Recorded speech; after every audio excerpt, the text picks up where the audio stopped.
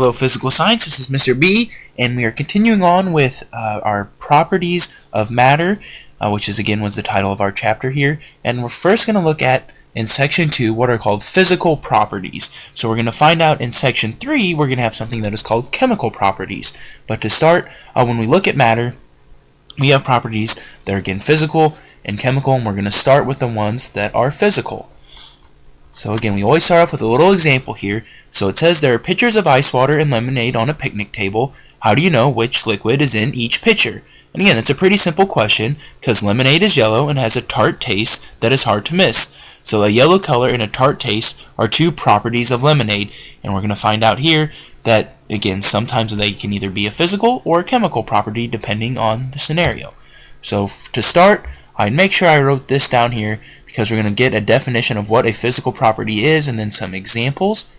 So a physical property is any characteristic of a material that can be observed or measured without changing the composition of the substances in the material.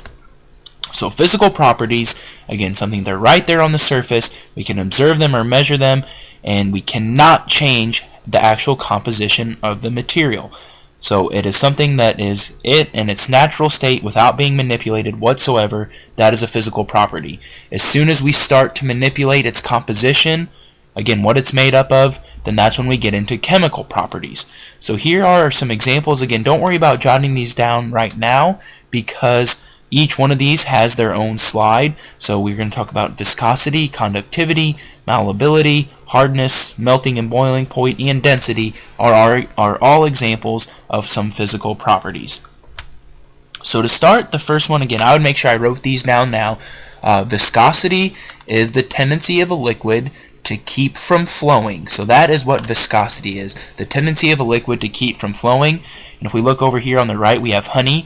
And if you notice, if you've ever seen honey before, again, it works just about like that picture. You could take a spoon, you could turn it over, and that again, that honey is not just going to pour off of the spoon like some water would. So thick liquids, again, that have they want to keep from flowing, like corn syrup and honey over there on the right, they have a high viscosity. So the thicker liquids, again, like the honey, again, if you dipped out honey, you turn it over, and it just kind of starts to dangle down, that means it has a high viscosity because it has a tendency to keep or stop flowing, or to keep from or stop flowing. And so thin liquids, such as vinegar and water, have a low viscosity. So again, if we just put some water into a spoon, turn it over, it's going to flow right off of there. To whereas, again, that honey will just kind of balance and dangle until it finally falls down. So if you're a thinner liquid, you have a low viscosity. Thicker liquids have a high viscosity. I'd make sure I have that written down somewhere as well. Our next physical property is conductivity. So a material's ability to allow heat to flow through it is called conductivity. And so materials that have a high conductivity are metals. They are called conductors. So if you ever use or have any background with electricity, you know that, again, like copper wire is a very good conductor because, again, it allows actually heat to flow through it. So good conductors of heat are usually good conductors of electricity. So don't get confused. Don't think conductivity is solely for electricity, because that's kind of when it gets used the most. But conductivity is actually the ability to allow heat to flow through something. And again, usually if you can conduct heat, you're going to be able to conduct electricity as well, which is kind of what I just mentioned there.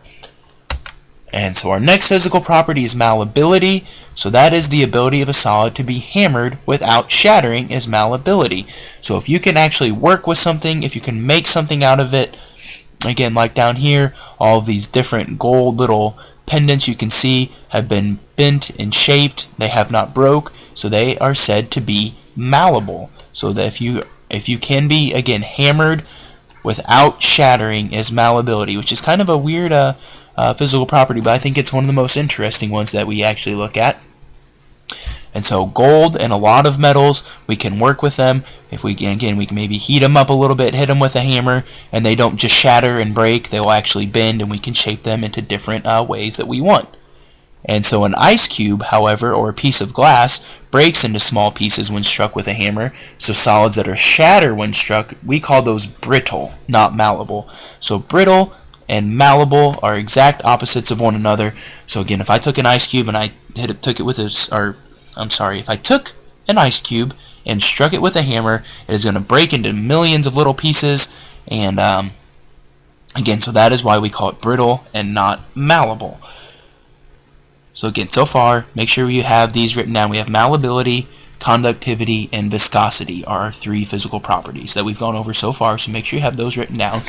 So our next one is hardness. So when one material can scratch another material, it is considered to be harder than that other material. So a kitchen knife can scratch a copper sheet because stainless steel is harder than copper. So we can actually measure the hardness based off of if you can be scratched or not. So one material can scratch another material if it's harder than that material, and material used to sharpen the knife blade must be harder than the stainless steel, and so diamond is the hardest known material. Okay, so I'm going to take a quick back here. So again, if you want to sharpen a knife, you obviously cannot use copper because copper gets scratched by a knife. So you have to find something that's going to be a little more tough than copper, and the hardest material that we know is actually a diamond. So again, we usually consider them associated with beauty. Something always goes into our rings and our jewelry, but is actually the hardest known material, natural material that we have. And so the example they give here is there's a carver. It's using an adze. That's actually just that tool down there to carve a canoe from western red cedar. So red cedar is a relatively soft wood, and the adze is hard, and that is why he is able to shape it the way that he is. So getting down to the end of our physical properties here. So we have melting and boiling points. So that is the temperatures at which a material will change state is a physical property. So the temperature, that's kind of small, make that a little bit bigger here. Oh, too big. There we go. So the temperature at which a substance changes from solid to liquid, or it melts, is its melting point, and again, that is a physical property. And I would make sure I have at least these jotted down, but again, they're pretty simple. The temperature at which a substance changes from liquid to gas, or boils, is its boiling point. So those are all physical properties. Again, not every single element out there is going to have the same melting and boiling points, and that's kind of based off the fact, again, we talked about how some are solid, some are liquid, and some are gas at room temperature. And so we have a little question here. It says, which of these substances are liquids at room temperature? So if you can correctly answer this question right here and write it down in the bottom right corner of your quiz, we might throw an extra bonus point at you. So which of these substances are going to be liquids at room temperature? And right here is room temperature, so it is classified as 20 degrees Celsius or 68 degrees Fahrenheit.